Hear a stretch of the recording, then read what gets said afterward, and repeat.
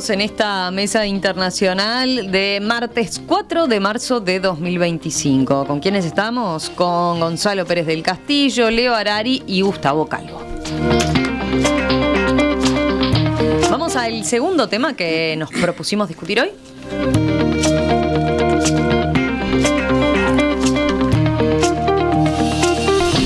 El presidente argentino, Javier Milei, expuso el sábado pasado ante el Congreso en la sesión de inicio de un nuevo periodo de la legislatura.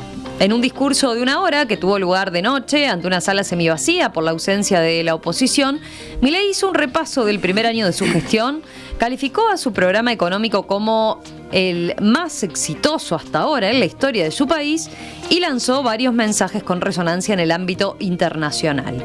En primer lugar, dijo que esperaba que Argentina pudiera firmar un acuerdo bilateral de comercio con Estados Unidos, algo que ayer Donald Trump dijo que estaría dispuesto a considerar. Como segundo mensaje, Milei planteó que, si fuera necesario para concretar ese acuerdo, evaluaría la salida de Argentina del Mercosur. El primer paso en este sendero es la oportunidad histórica que tenemos para entablar un acuerdo comercial con Estados Unidos. Una oportunidad que ya se nos presentó hace 20 años y dejamos pasar, desaprovechando el último gran boom de crecimiento que vio el planeta. Pero para aprovechar esta oportunidad histórica que se nos vuelve a presentar, es necesario estar dispuesto a flexibilizar o incluso, llegando el caso, a salir del Mercosur, que lo único que logró desde su creación es enriquecer a los grandes industriales brasileros a costa de empobrecer a los argentinos. En tercer lugar, Milei informó también que enviará al Congreso el texto de un nuevo acuerdo con el Fondo Monetario Internacional, ya que, según trascendió, eso le garantiza al organismo que también la oposición está de acuerdo con el compromiso.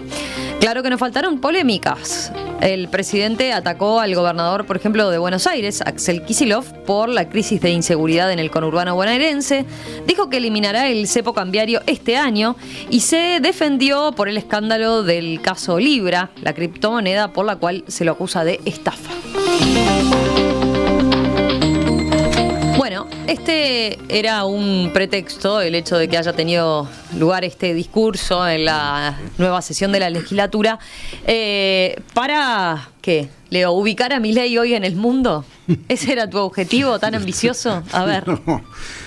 Sí, porque como siempre terminamos ampliando cada vez más anchas las avenidas, porque efectivamente todo está interconectado y cambiando de una manera muy fluida. Mi tendencia es tratar de tener un poco la visión general antes de empezar a tratar de despellejar el bicho de cerca. Yo lo que noto es lo siguiente. Para empezar, no existe una hegemonía entre los gobiernos de extrema derecha o nuevos gobiernos que están apareciendo en el mundo dentro de una ola, digamos, relativamente conservadora, con un renacer de nacionalismos de nuevo tipo.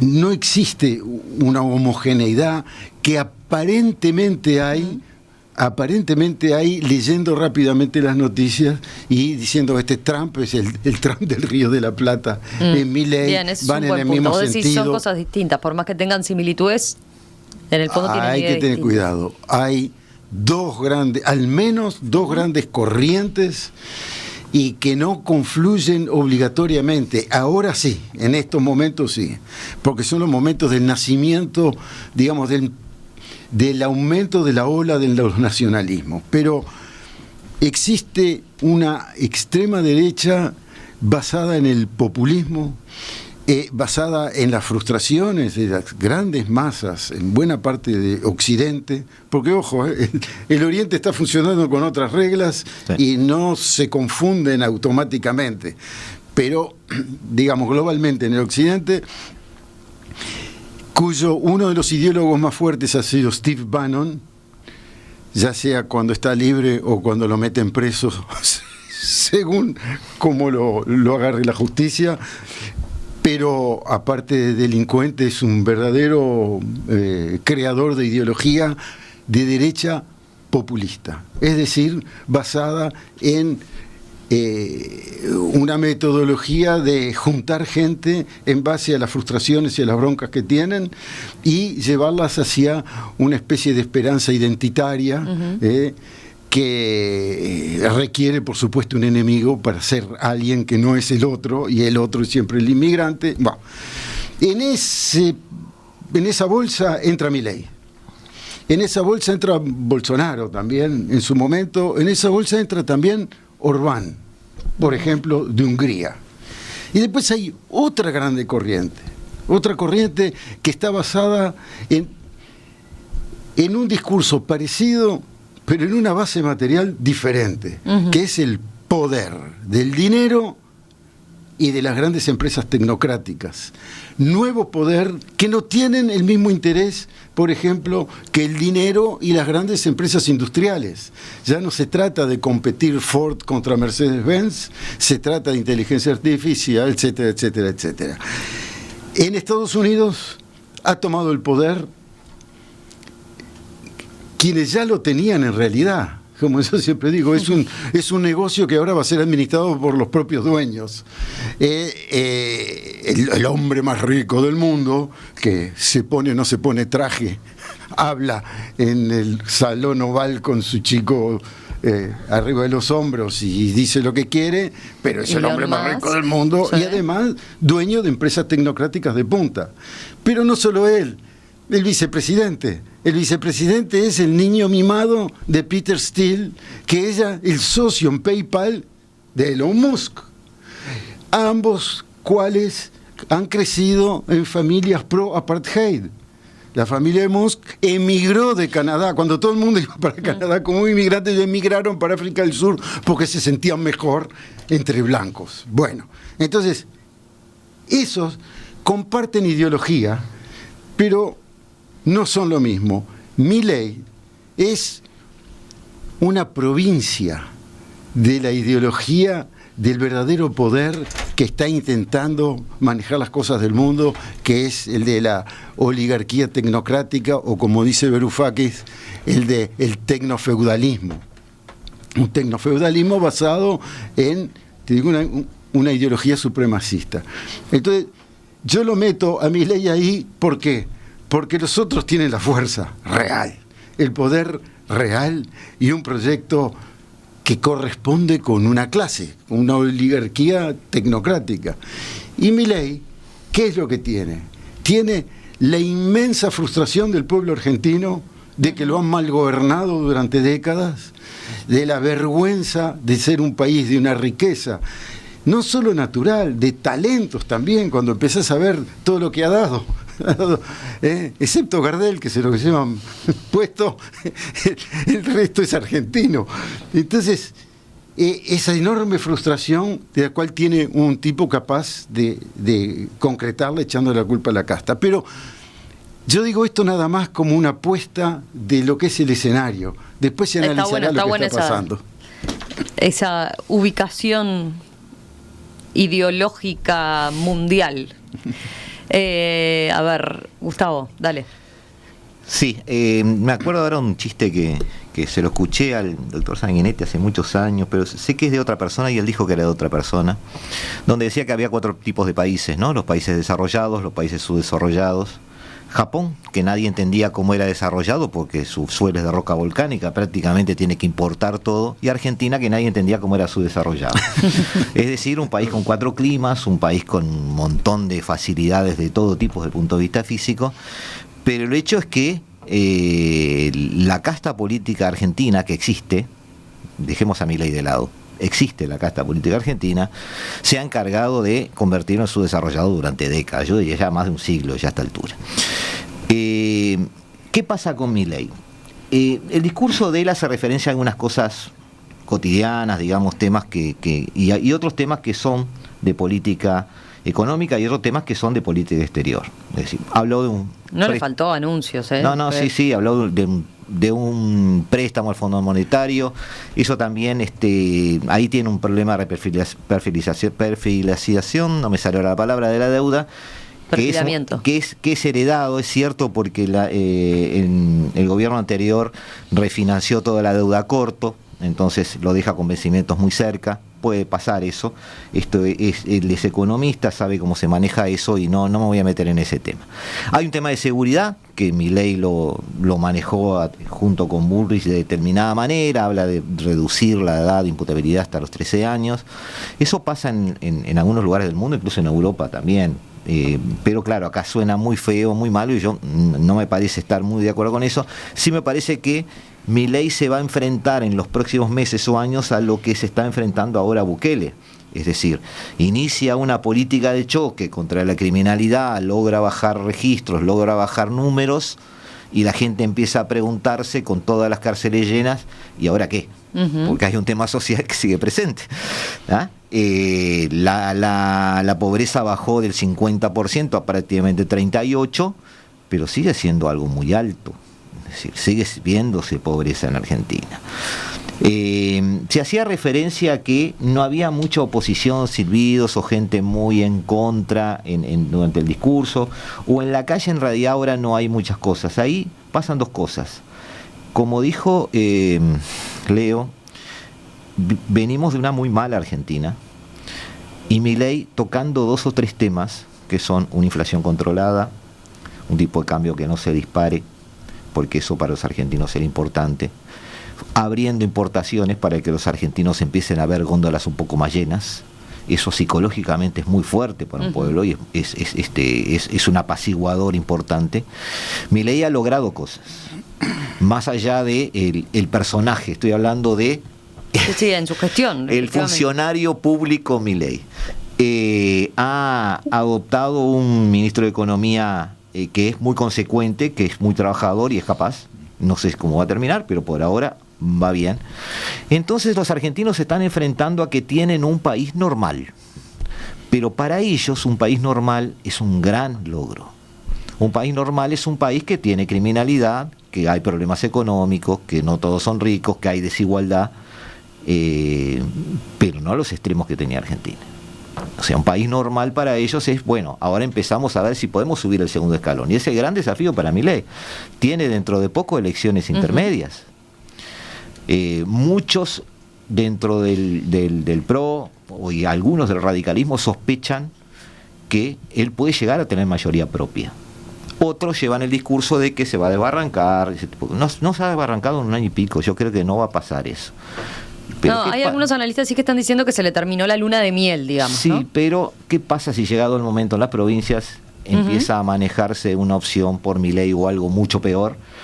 Y Milei puede llegar a tener mayorías. Ahora, yendo a lo de Leo, ¿qué implica esto? Y qué implica también para nosotros, ¿no? Argentina es un país que es prácticamente nuestra misma cultura.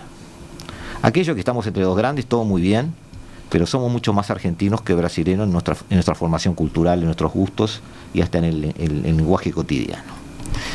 Pero es un país peligroso en la medida de que Milei está muy afiliado a utilizar su ideología, mala, buena o regular, para hacer casi todo. Le aplica todo la ideología. A cómo compra un shampoo, a cómo hace una apertura de repente para determinado tipo de industria. Tiene que cambiar de marca de shampoo porque sí, bueno, sí, tiene que cambiar de marca. Pero eso nos hace ver un presidente que no tiene algo que los presidentes también tienen que tener, que es empatía y flexibilidad.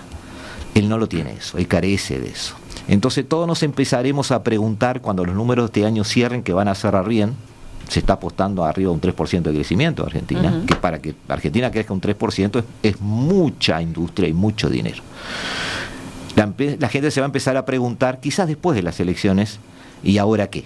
Comparto con Milei, y esto no es un chiste, es algo mío aparte, que el Mercosur está hecho a gusto, a demanda y a medida de Brasil.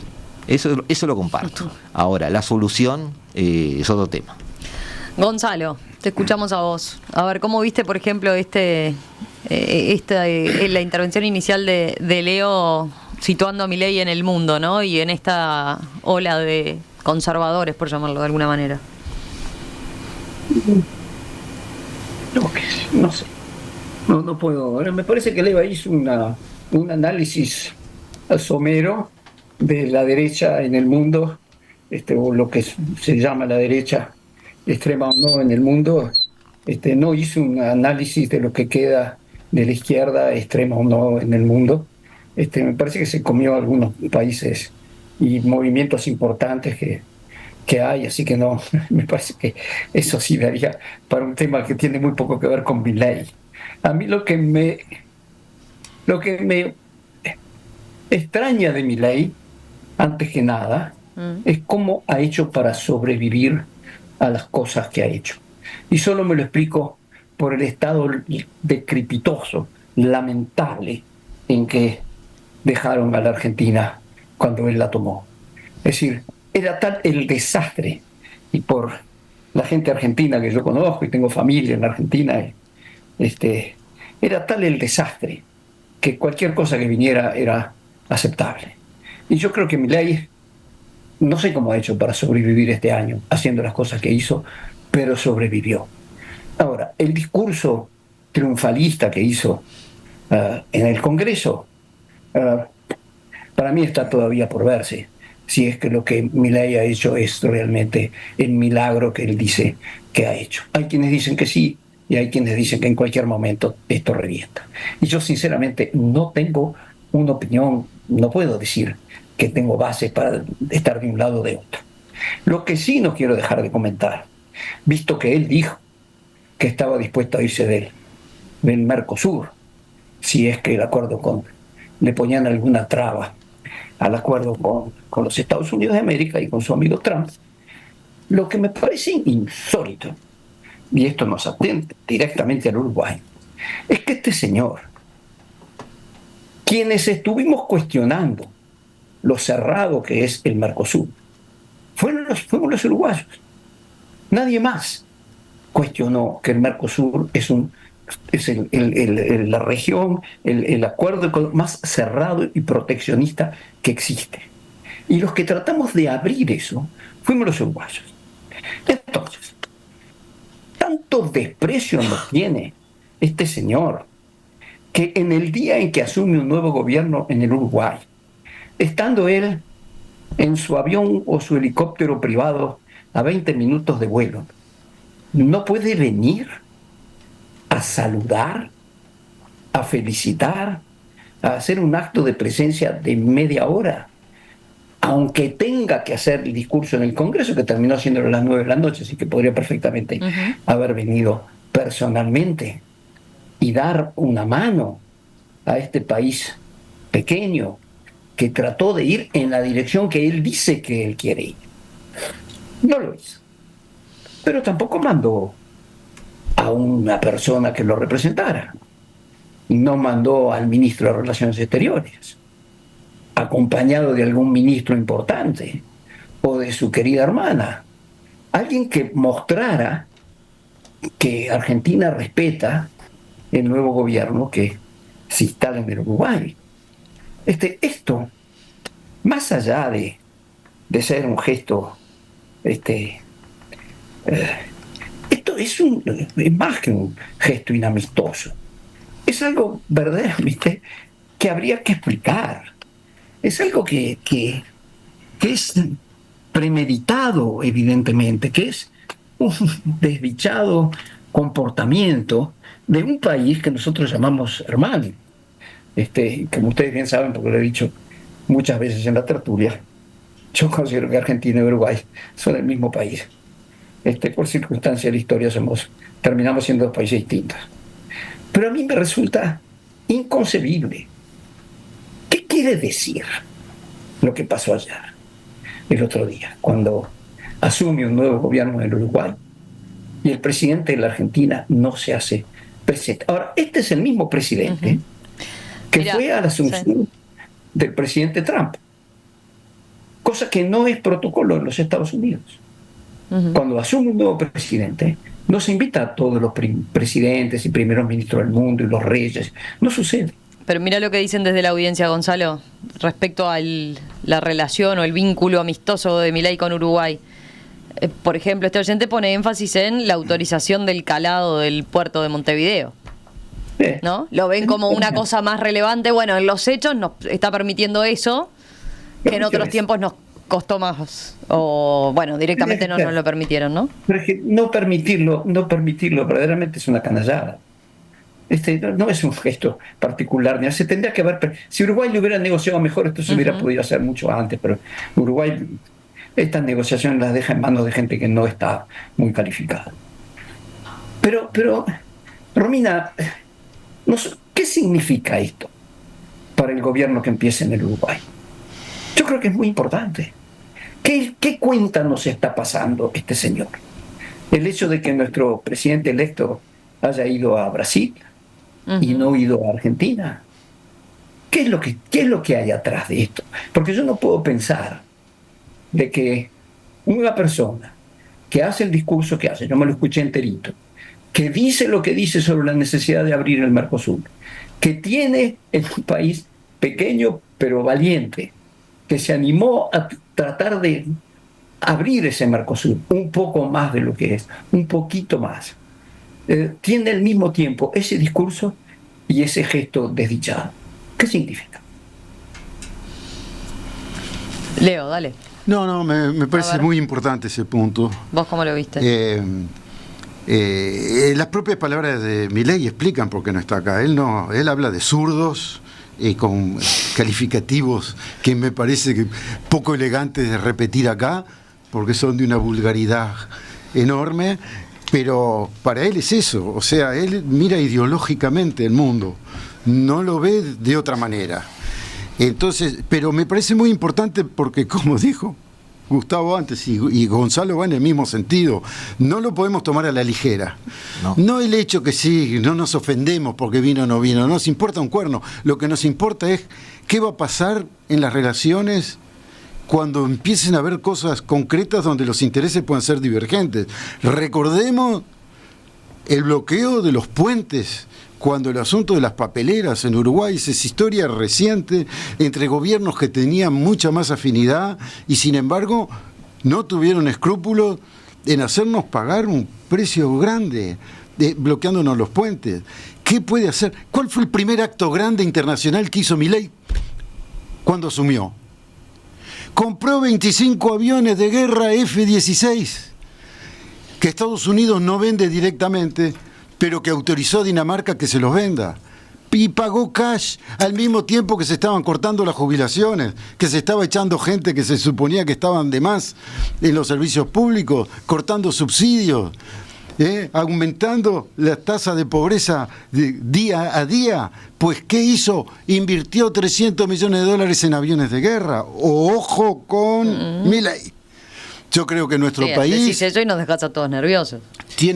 Tenemos que tener gran fineza diplomática y gran fineza política y no olvidarnos que de verdad somos hermanos. Si somos de un mismo país, nuestra historia podía haber ido para otros lados si no fuera por el Foreign Office británico que necesitaba un Estado entre dos grandes para hacer aguas internacionales del Río de la Plata. Entonces, necesitamos tener una política lúcida, despierta, reafirmando todas las cosas que nos unen y con mucho cuidado cuando vamos a tocar algo en donde puedan saltar los intereses, porque este señor es ideológico, ve el mundo como lo ve un monje iluminado o uno de estos que andan por ahí hablando del fin del mundo en las esquinas. Yo creo que tanto lo que decía Gustavo como lo que decía Gonzalo van en la misma dirección. Tenemos un caso a tratar con fineza. Hay un filósofo que se llama Zizek, que es uno de los 7 grandes filósofos vivos en este momento, que propone releer a Lacan, que él decía que no podemos escapar de las ideologías, incluso los que dicen que no tienen ideología, tienen ideología, porque la ideología somos permeables a todo lo que nos rodea si está en el entorno. Yo por eso las combato mucho. No me gusta que apliquemos la ideología, como digo yo, hasta para comprar el shampoo. Pero está bueno dar esta vuelta para terminar en lo que tú empezaste. El siglo XXI ha visto este gran desorden mundial y vemos algunas tendencias de cómo se está ordenando. Parece que habría grandes bloques, pero lo más interesante para mí es lo que está un escalón más abajo, y lo repito muchas veces, que son esas naciones de clase media, como le llamo yo, esas potencias regionales que empiezan a marcar tendencia en determinados lados. Entonces pienso en una Turquía con un Erdogan que ¿cuánto lleva? Muchas décadas. Más de décadas, ¿no? Pienso en la India con Modi hace más de una década. El propio Putin hoy no es una potencia de clase media, pero tampoco no está en el primer lugar del podio. Xi va para largo. O sea, el siglo XXI nos ha sorprendido con que este nuevo desorden mundial se está ordenando a base de autócratas. El sistema está generando gobernantes que están quedándose mucho tiempo en el poder, porque existe la sensación dentro y fuera de esos países de que son los únicos que pueden hacer las cosas de forma correcta, o los que tienen la manera de hacer que el país viva mejor. Y ahora llegó un autócrata a la Casa Blanca. Y ahora tenemos un autócrata en el Río de la Plata. Y es muy posible que muchos movimientos nacionalistas en Europa, en pocos países, porque Europa es un poco refractaria a eso todavía, vean autócratas. Muchos ven al propio Orbán, que tú mencionabas hoy, como un autócrata. Muchos de los gobernantes que sucedieron o heredaron el área de los Balcanes se han considerado autócratas y se han manejado de esa manera. Y entonces tenemos un problema. El sistema democrático no solo es débil, sino que está engendrando dentro del sistema, no fuera de él, a su mayor peligro. Las ideologías vuelven ahora con cambio de sombrero, cambio de vestido, a hacerse presente. La derecha no es porque sea derecha, dentro de 30 o 40 años habrá una nueva izquierda que quizás haga lo mismo. Pero el problema es ese. Hoy, fuera de micrófonos, voy a cometer una infidencia. Me decía Leo que cuando los mensajes se hacen populistas y masivos, un efecto fundamental es que baja la calidad y baja el nivel de razonamiento. Entonces, no me acuerdo del ejemplo que tú ponías, pero así hagamos una manifestación a favor de que era. Decía, Gustave Le Bon es el que decía eso, que es un poco el padre de la psicología social. Él decía, la suma de las inteligencias de una multitud no es la suma real de la inteligencia, sino más bien el resultado es una inteligencia menor. Claro. O sea, la multitud es menos inteligente que cada uno de sus individuos.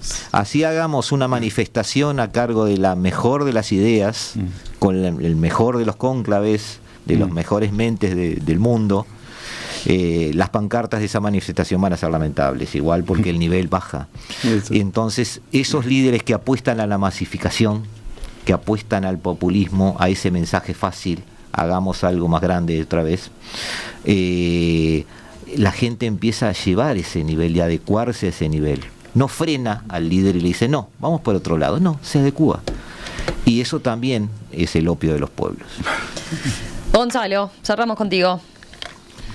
Bueno, yo sí, para terminar este argumento, francamente el informe del último índice de la democracia que hace el Economist Intelligence Unit es fatal.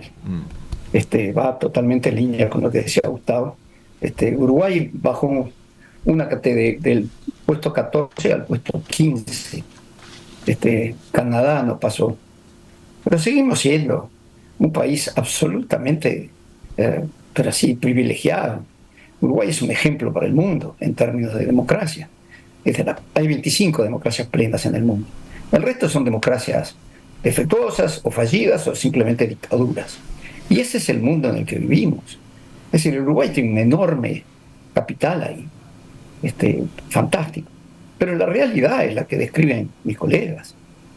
Se está yendo hacia un mundo que está dominado por autócratas de derecha y de izquierda, que no van a ceder, que están absolutamente convencidos que mientras ellos tengan el poder, no hay quien los mueva.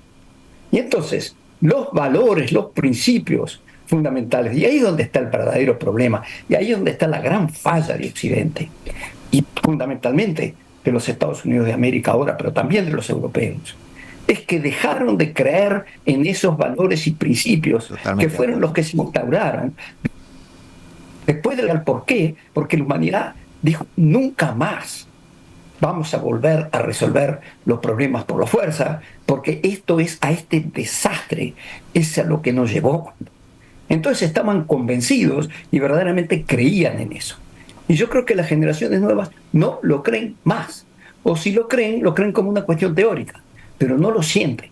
Entonces, al perder esos valores y al perder esos principios, vamos hacia un mundo de autócratas. ¿Por qué? Porque es mucho más fácil manejar un país con plenos poderes que consultando, como dice Leo, a estas masas de gente que al final no son inteligentes, porque terminas hablando con el mínimo común denominador.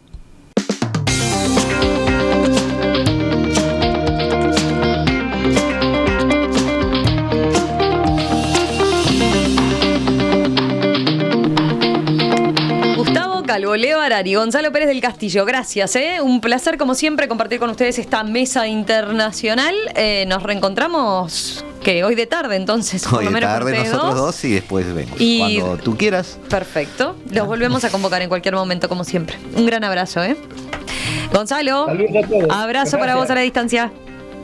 Chao, Romina, estaba muy linda hoy. Bueno, muchas gracias, muchas gracias. Pero Gonzalo, porque lo dice por mis caravanas, Él tiene un tema, yo no me puedo poner caravanas largas porque a Gonzalo lo pongo nervioso con las caravanas largas. Porque es eso.